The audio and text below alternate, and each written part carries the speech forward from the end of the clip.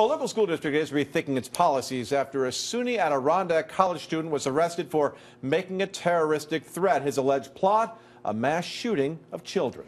Kimberly Howard is live outside the Queensbury Union Free School District right now. And Kimberly, I know that you spoke with the superintendent there today. What can we expect going forward? How are they dealing with this?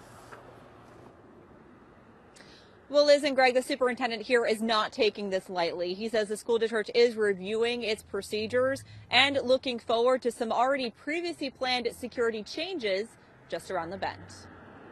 It's really scary to know that something like that can happen here in such a small campus. Where 20-year-old Peter Breault made the dean's list. That was before a professor here read an assignment allegedly written by Beault that set a police investigation in motion. I mean, it makes me feel a little bit safer that, the professors are taking the initiative to stuff it out before worse things could happen. A campus spokesperson would not comment on the premise of the assignment or specify what Beault is accused of writing, but a state trooper familiar with the investigation says a key piece of evidence is a journal entry written by Beault talking about an attack. That same trooper says Beault didn't own any guns, but according to a criminal complaint, Beault threatened to commit mass murder of school children in the town of Queensbury. That's where Dr. Douglas Huntley is superintendent.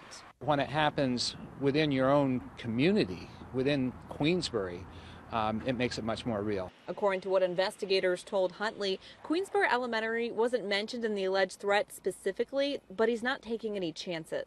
We are reviewing our procedures. Again, we do almost every time there's an event. The district's 4 schools already do lockdown drills several times a year. And next year, a new system will make it more difficult for just anyone to gain access to the district's elementary and intermediate schools.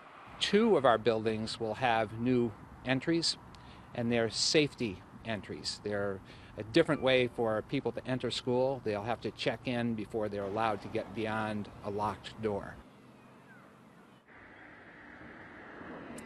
And Huntley says that security system is already in place at the middle school. That security system will next be put into place in the high school.